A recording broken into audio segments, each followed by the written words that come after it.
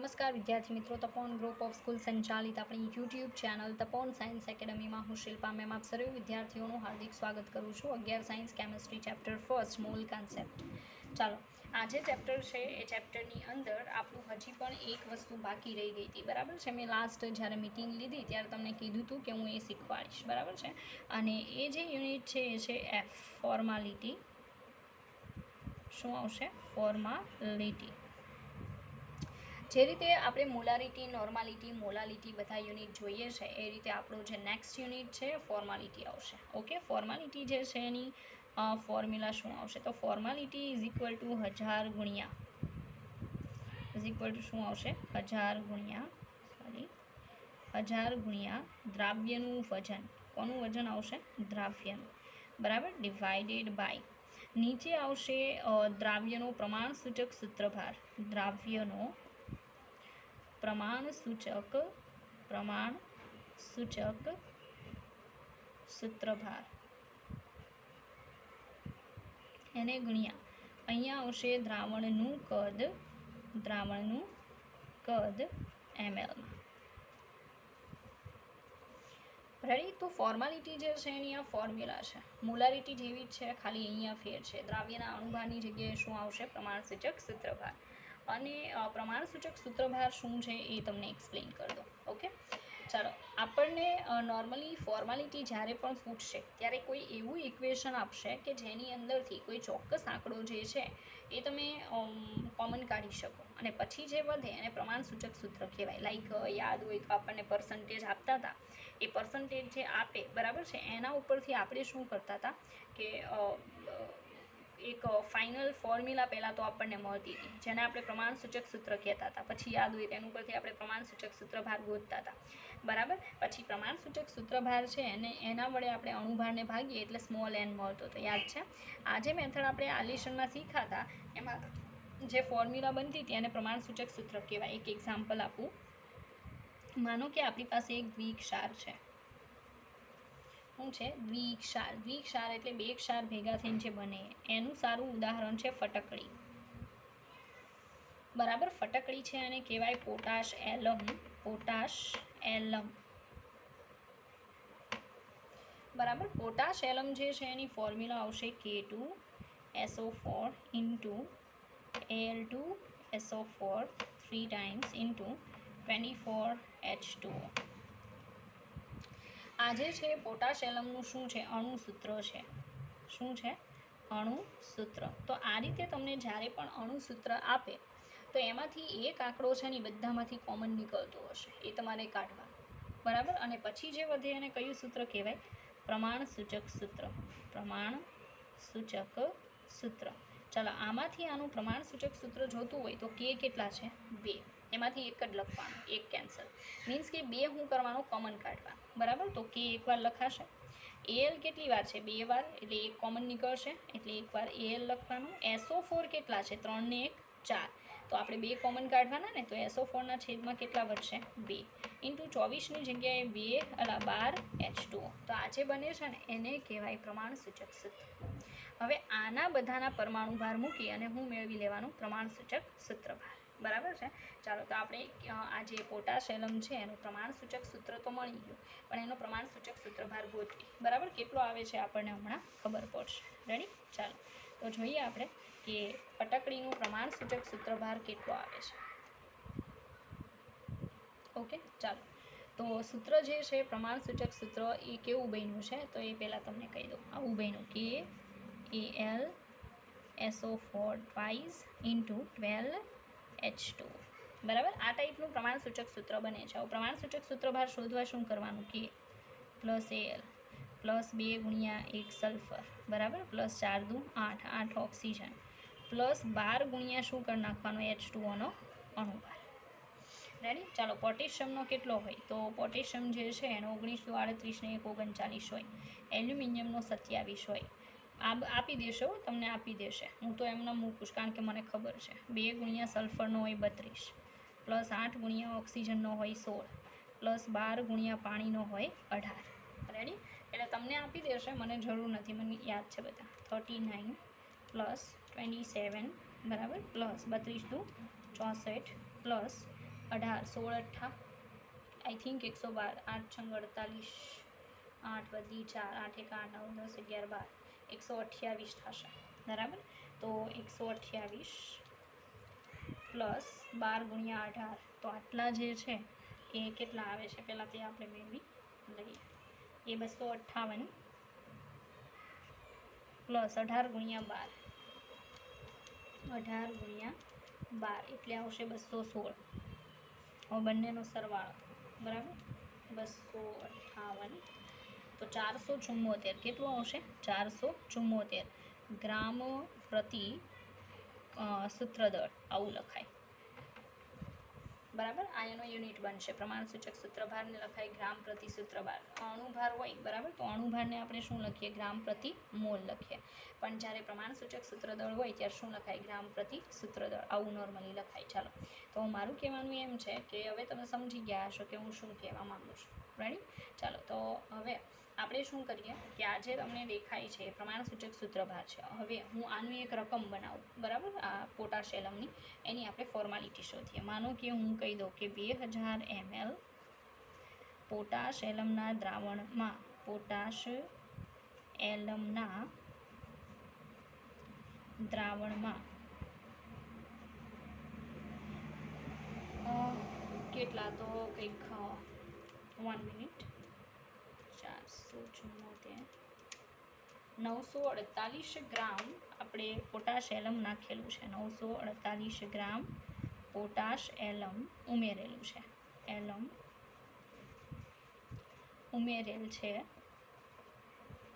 તો તેની ફોર્માલિટી કેટલી, જે પણ સોલ્યુશન છે બરાબર એ સોલ્યુશનની ફોર્માલિટી બરાબર ક્વેશ્ચન માર્ક બરાબર. આવો સવાલ છે કે 2000 ml પોટાશ એલમ જે છે એનું દ્રાવણ આપણી પાસે છે, એમાં પોટાશ એલમ કેટલા ગ્રામ છે 948 ગ્રામ. તો પોટાશ એલમ જે છે એની ફોર્માલિટી એના સોલ્યુશનની કેટલી.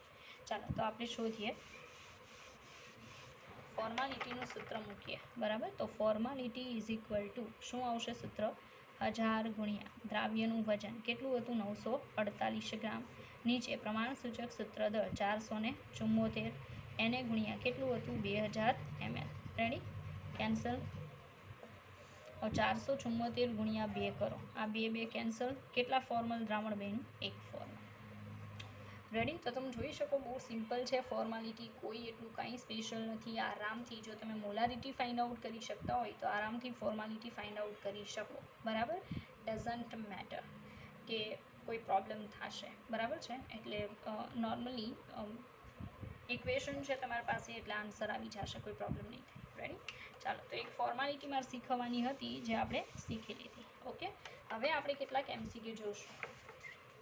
ચાલો JEE મેઇન 2013માં પૂછાયેલો સવાલ છે. સવાલ કંઈક આવો છે. ફર્સ્ટ કે નીચે આપેલ પૈકી કયા પદાર્થના નમૂનામાં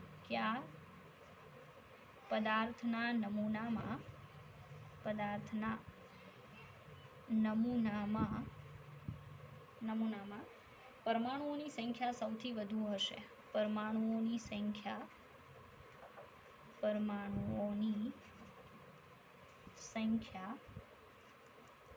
સૌથી વધારે હશે. આવો આપણો ક્વેશ્ચન છે બરાબર છે. ચાલો ઓપ્શન આપ્યા છે એને આપણે ચેક કરતા જઈશું અને સૌથી વધારે પરમાણુ સંખ્યા શોધવાની છે. યાદ હોય તો મેં શીખવાડ્યું હતું કે પરમાણુ કે અણુ ગણવા હોય પહેલાં શું ગણો મોલ. મોલ ઉપરથી કોની સંખ્યા મળે અણુઓ. અણુઓ ઉપરથી કોની સંખ્યા મળે પરમાણુઓ. યાદ છે આવી લાઈન કરાવી હતી તમને. બસ આ જ મેથડ તમારે ફોલો કરવાની છે. આને તમે ફોલો કરો એટલે બધાના પરમાણુ મળી જાય, બસ પછી સરખાવો એટલે તમારો જવાબ આવી જશે. ઓકે. ચાલો પહેલો ઓપ્શન છે આવો આપ્યો છે 127 ગ્રામ આયોડિન, 127.0 ગ્રામ I2. હવે એક્ઝામની અંદર એ લોકો I2નો અણુભાર આપી દેશે બરાબર છે. એક આયોડિન એસી થાય બરાબર. તો બેનો એટલે કે I2 છે ને તો 8 × 16 160 લેવો પડશે આપણે બરાબર. ચાલો લઈએ. આઈનો પરમાણુ ભાર કેટલો થાય 80. તો I2 એટલે કેટલા લેવા પડશે આપણે 160 ગ્રામ પ્રતિ મોલ. રેડી. કારણ કે એનું શું થઈ ગયું અણુભાર. તો આપણે શું કહેવાનું સાંભળજો કે મોલ બરાબર પહેલાં શું ગોતવાના? મોલ ગોતવાના. તો મોલ બરાબર વજનના છેદમાં અણુભાર થાય. રેડી? ચાલો, તો વજનના છેદમાં અણુભાર, વજન કેટલો? 127, એને ભાગ્યા 180. ચાલો, કેટલા મોલ થશે આપણે શોધીએ. 127 ભાગ્યા 180. ચાલો, 0.705, 0.705 મોલ. રેડી? ચાલો, મોલ ઉપરથી કોની સંખ્યા મળી જશે? અણુઓની. તો આપણે શોધીએ. અહીંયા નીચે ગોતીશું કે આપણે શું કહી શકીએ કે કોઈ પણના 1 મોલ હોય, બરાબર. અત્યારે I2 છે તો એના કેટલા અણુ હોય? હંમેશા 6.022 ગુણ્યા 10 ની 23 ઘાત શું હોય? I2 કહેવાય. 1 મોલ I2 હોય એટલે કેટલા અણુ થાય? 6.022 ગુણ્યા 10 ની 23. તો આપણી પાસે કેટલા મોલ આવ્યા? 0.705 મોલ I2 છે. તો એના અણુની સંખ્યા કેટલી? બરાબર, કેટલા અણુ છે I2ના? તો 0.705 ગુણ્યા 6.022, બરાબર. માટે 0.705 એને ગુણ્યા 6.022 એને ગુણ્યા 10 ની 23. રેડી? ચાલો, તો 6.022 ગુણ્યા 0.705 તો 4.245 4.245 ગુણ્યા 10 ની 23 ઘાત. I2ના હજી શું મળ્યા તમને? અણુ મળ્યા. શું મળ્યા? અણુ. રેડી? અણુ ઉપરથી શામાં જવાનું? પરમાણુ ઉપર. બરાબર. ચાલો, તો આપણે એમ કહીએ કે I2નો 1 અણુ હોય, બરાબર. 1 I2 તો કેટલા હોય? 2 પરમાણુ હોય. થાય ને? દેખાય ને? અહીંયા 2 છે. તો આપણી પાસે તો આટલા બધા અણુઓ છે. રેડી? એમાં કેટલા હશે? તો 4.245 ગુણ્યા 10 ની 23 ઘાત અણુઓ હોય. તો એમાં I2ના પરમાણુ કેટલા? બરાબર. તો આખો જે આન્સર છે એને ગુણ્યા કેટલા કરવાના? 2. તો તમને મળી જશે. તો શું આવશે? માટે 4.245 ગુણ્યા 10 ની 23 ઘાત એને ગુણ્યા 2. રેડી? ચાલો, એને ગુણ્યા 2 કરવું એટલે 8.49, 102 માટે 8.149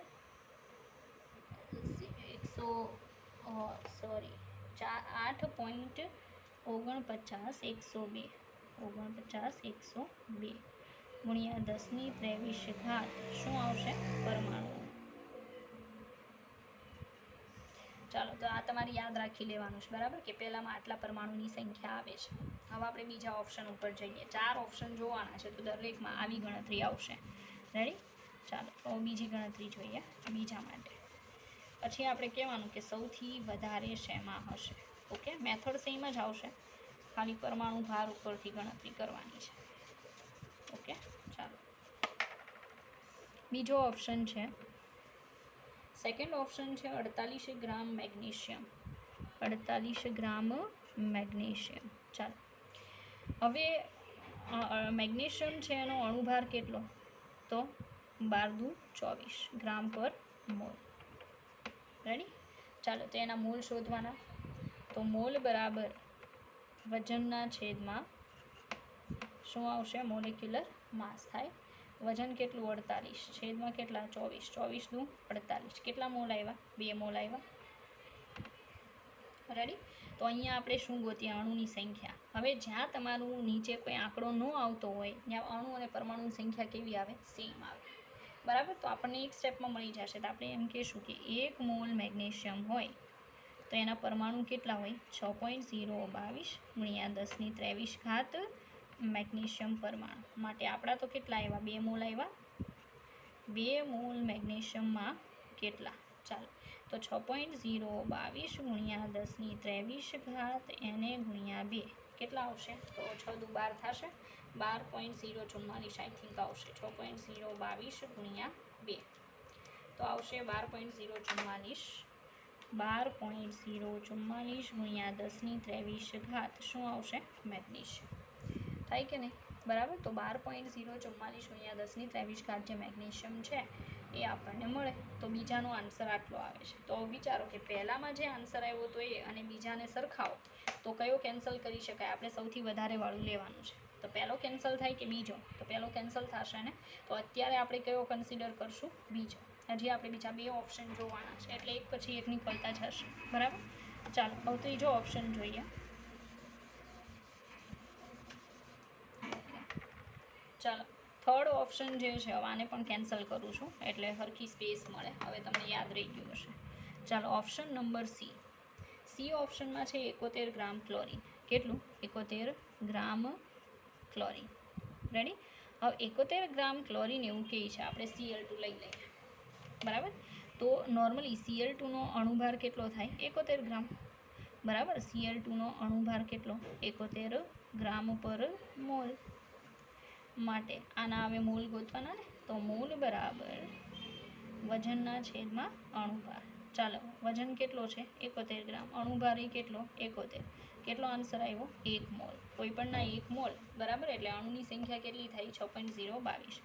1 મોલ Cl2 એટલે કેટલા અણુ થાય? 6.022 ગુણ્યા 10⁻23 Cl2 અણુ.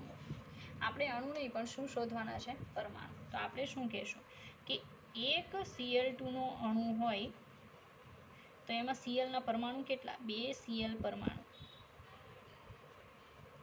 તો માટે 6.022 ગુણ્યા 10⁻23 એટલા Cl2 હોય તો Clના પરમાણુ કેટલા?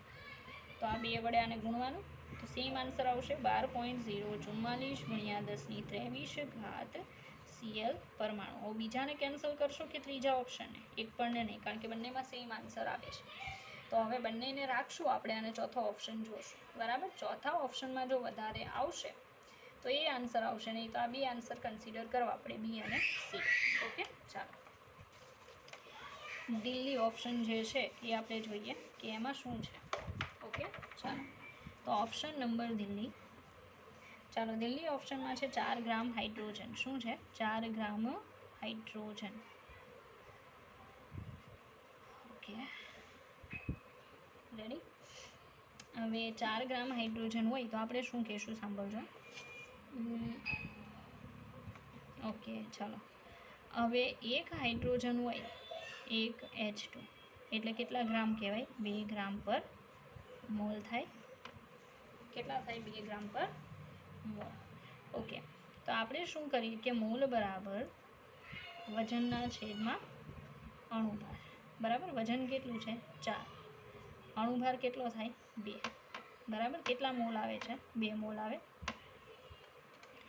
1 મોલ એટલે 6.022 ગુણ્યા 10⁻23 થાય H2 અણુઓ. માટે 2 મોલમાં અણુ કેટલા? 12.044 ગુણ્યા 10⁻23 H2 અણુ થયા. કેટલા થયા? 12.044 ગુણ્યા 10⁻23 અણુઓ થયા. હવે આપણે પરમાણુ શોધવાના ને. એક H2 અણુ એટલે 2 હાઇડ્રોજન પરમાણુ થાય. માટે 12.044 ગુણ્યા 10ની કેટલી? 23 H2 અણુ બરાબર ક્વેશ્ચન માર્ક હાઇડ્રોજન પરમાણુ થાય. બરાબર. માટે આપણે શું કરશું? 12.044 ગુણ્યા 10⁻23 એને ગુણ્યા પાછા કેટલા? 2. તો 12 × 24 થાય. બરાબર. આનું કેલ્ક્યુલેશન કરવું પડશે. તો 12.044 એને ગુણ્યા હજી 2 એટલે આવશે 24.088.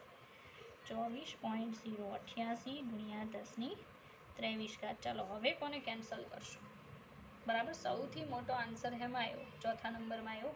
બરાબર. તો મતલબમાં દિલ્હી ઓપ્શન તમારો આન્સર છે. બસ આવું સિમ્પલ ક્વેશ્ચન JEEની એક્ઝામની અંદર 2013માં પૂછાણો તો આ લેશનમાંથી. બરાબર. તો એટલું કોઈ ડિફિકલ્ટ નથી. પહેલાં મોલ ફાઇન્ડ કરો, મોલ ઉપરથી અણુ ગોતો, અણુ ઉપરથી પરમાણુ ગોતો, અને પછી કમ્પેર કરો. બરાબર છે. જે તમારું સૌથી વધારે પૂછ્યું હોય તો વધારે વાળો, અને સૌથી ઓછું પૂછ્યું હોય તો ઓછા વાળો. રેડી. ચાલો બીજા MCQ તરફ જઈએ. બધા ટાઈપના એક એક જોશું આપણે, એટલે તમને ફાવી જશે. ઓકે. ચાલો તો બીજું ઉદાહરણ, સેકન્ડ MCQ. બરાબર. ચાલો હવે સેકન્ડ નંબરનો જે MCQ છે જી મેઇન 2017માં પૂછાઈ ગયેલો સવાલ છે.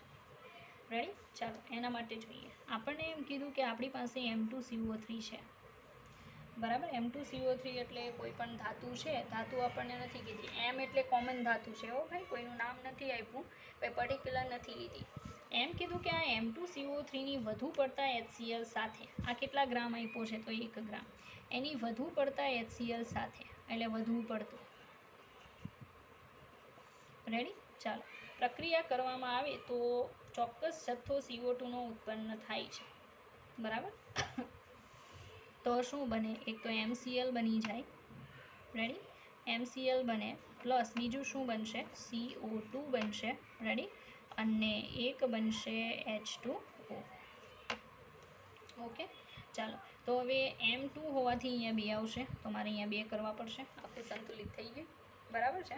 હવે એણે એમ કીધું, સાંભળજો, કે 1 ગ્રામ M2CO3માંથી જે CO2 ઉત્પન્ન થાય છે એ આટલો થાય છે, 0.011886 મોલ, બરાબર, CO2 બને છે. CO2ના મોલ આપેલા છે, આટલા મોલ બને છે. તો M2CO3નો મોલર દળ એટલે કે અણુભાર કેટલો હશે ગ્રામ પર મોલમાં, એ આપણે શોધીને બતાવવાનું છે, બરાબર. તો નોર્મલી અહીંયા આપણે જ્યારે સંતુલન કરીએ ને ત્યારે આપણને ખ્યાલ આવે છે કે આના 1 ગ્રામ પર આના 0.0 કેટલા છે, 1186 મોલ CO2 બને છે, બરાબર. હવે આનો અણુભાર આપણી પાસે નથી, રેડી? સીધી વાત છે. હવે આના 1 મોલ છે ને, તો આના પણ કેટલા મોલ વપરાય છે? 1. તો સીધી વાત છે, આ આટલા મોલ બન્યું હોય તો આ એટલા મોલ જ બન્યું હશે ને. ફરી પાછું કહી દઉં, એમ કીધું કે M2CO3 છે, કેટલા ગ્રામ? 1 ગ્રામ. એની વધુ પડતા HCl સાથે પ્રોસેસ કરો એટલે MCl, CO2 અને H2O બને છે. એમાં CO2ના કેટલા મોલ બને છે? તો મોલ કેટલા આપેલા છે? 0.0186 મોલ CO2 ઉત્પન્ન થાય, કેટલા ગ્રામે? 1 ગ્રામે. પણ આપણને ઇક્વેશન એવું કહે છે કે 1 મોલ CO2 ક્યારે મળે? જ્યારે 1 મોલ શું હોય? M2CO3. તો સીધી વાત છે કે 1 મોલે 1 મોલ હોય તો આટલા મોલે આમાં એટલા જ મોલ M2CO3 હશે કે નહીં? તો આનું વજન તો આપી જ દીધું છે, રેડી? આપણને એના મોલે મળી ગયા, કેટલા મોલ? 0.0186 મોલ શું છે? M2CO3 હોય કે નહીં, બરાબર. તો હવે શું થાય કે મોલ બરાબર શું થાય? વજનના છેદમાં અણુભાર થાય કે નહીં? તો અણુભારને કરતા બનાવીએ કે અણુભાર બરાબર શું આવે? વજનના છેદમાં શું આવશે? મોલ આવે. ચાલો, વજન કેટલા ગ્રામ છે? 1. મોલ કેટલા? તો 0.0186. ચાલો ડિવાઈડ કરીએ, કેટલો આન્સર આવે છે આપણે જોઈએ, બરાબર. તો 1/0.0186, ચાલો આન્સર આવે છે 84.3. રેડી? હું જોઈ જાઉં કે છે કે નહીં. આ તો રેડી જ છે, 84.3 આન્સર છે. 84.3 ગ્રામ પ્રતિ મોલ. કેટલો ઇઝી દાખલો છે આ. ક્યારે પૂછાઈ ગયો ખબર? JEE મેઇનની 2017ની એક્ઝામમાં પૂછાઈ ગયો, તો કાંઈ એટલું ડિફિકલ્ટ નથી. ફરી પાછું કહી દઉં, થોડુંક માઇન્ડ ચલાવવું પડશે. એણે એમ કીધું કે કેટલા ગ્રામ M2CO3? 1 ગ્રામ. એની વધુ પડતા HCl સાથે, તો મેં લખી દીધું કે વધુ પડતો HCl. હવે પ્રોસેસ કરાવો તો 2 મોલ MCl બને, CO2 બને અને H2O. હવે અત્યારે કદાચ તમને ઇક્વેશન ડિફિકલ્ટ લાગે, પણ પછી તમે જાતે બનાવતા થઈ જશો, બરાબર. એટલે ડઝન્ટ મેટર. ચાલો, M2CO3 એની 2 મોલ HCl સાથે પ્રોસેસ કરો તો 2 mall MCl plus 1 mall CO2 plus 1 H2O બને છે. હવે કન્ડિશન શું થશે કે આ જે 1 ગ્રામ લીધેલું છે એની સામે આના કેટલા મોલ બન્યા? 0.0186 મોલ બન્યા. પણ ઇક્વેશન એવું કહે છે કે 1 મોલ CO2 મળે ત્યારે આમાં 1 મોલ M2CO3 વપરાણા હોય, તો 1 વપરાય છે તો 0.0186 એ એટલા જ વપરાણા હોય, 0.0186. તો આપણને M2CO3ના મોલ મળી ગયા, એનું વજન પણ આપણને આપેલું છે. તો મોલ બરાબર વજનના છેદમાં અણુભાર. એમાં અણુભારને કરતા બનાવો, વજનના છેદમાં શું થાય? મોલ. 1/0.0186 ઇઝ ઇક્વલ ટુ 84.3 ગ્રામ પર. રેડી? તો આ આપણો દાખલો છે. ઓકે, ચાલો. તો JEEમાં જે પૂછાયેલા સમ છે એમાંથી તમને કરાવું છું. અત્યારે થોડા કડવા કરાવીશ, પછી જોઈએ ધીરે ધીરે, બરાબર. ચાલો. હા, કોઈ સ્ટુડન્ટે મને એક સમ સેન્ડ કર્યો હતો, બરાબર છે, જે મેં કીધું હતું હું કરાવીશ લેક્ચરમાં, પણ આ વખતે નહીં, નેક્સ્ટ ટાઈમ આપણે એ લઈશું, કારણ કે રકમ મોબાઈલમાં છે અને મેં લખેલી નથી, બરાબર.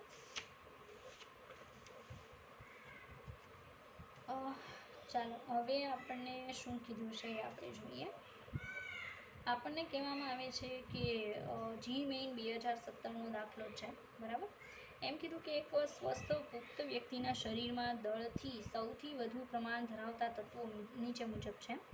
ઓક્સિજન 61.4% છે, કાર્બન 22.9%, હાઇડ્રોજન 10% અને નાઇટ્રોજન 2.6%. જો બધા જ હાઇડ્રોજન પરમાણુઓને 2 હાઇડ્રોજન પરમાણુઓ વડે વિસ્થાપિત કરવામાં આવે તો 75 કિલોગ્રામ વજન ધરાવતી વ્યક્તિના વજનમાં કેટલો વધારો થાય? ઓકે, ચાલો. તો હાઇડ્રોજન 10% છે, બરાબર. અને આપણને કોઈ અણુભાર એટલે 75 કિલોગ્રામ નોર્મલી કીધેલું છે, બરાબર, એક પુખ્ત વ્યક્તિના શરીરમાં દળથી. ચાલો, હવે પુખ્ત વ્યક્તિના શરીરની અંદર કેટલા ટકા શું આપેલું છે? તો ઓક્સિજન જે છે એના પર્સન્ટેજ આપેલા છે 61.4%. પછી બીજું કાર્બનના ટકા આપેલા છે અને એ છે 22.9%. રેડી. પછી હાઇડ્રોજન છે H2 એનું આપેલું છે 10.0%. અને નાઇટ્રોજન છે એના આપેલા છે 2.6%. રેડી. અને એમ કીધેલું છે કે જે પણ ફોર્મ્યુલા બને છે એ 1 હાઇડ્રોજન 1 વાળી છે, બરાબર. આનું વિસ્થાપન શું? એનું વિસ્થાપન મતલબ જે આપણી ફોર્મ્યુલા જે કમ્પાઉન્ડ છે, બરાબર છે, એમાં એ વ્યક્તિનું જે શરીર છે એ શરીરની અંદર આટલા ટકા આ તત્વો હાજર છે. એમાં જે હાઇડ્રોજન છે ને એ 1 હાઇડ્રોજન 1 છે, એની જગ્યાએ જો 1 હાઇડ્રોજન 2 લેવામાં આવે, બરાબર છે, 1 હાઇડ્રોજન 2 પરમાણુ વડે વિસ્થાપન કરવામાં આવે તો 75 કિલોગ્રામ વજન ધરાવતી વ્યક્તિના વજનમાં કેટલો વધારો થાય? બરાબર, એવો સવાલ કીધો છે. તો હવે આપણે એમ જોશું કે એ જે ટોટલ 75 કિલોગ્રામ વજન છે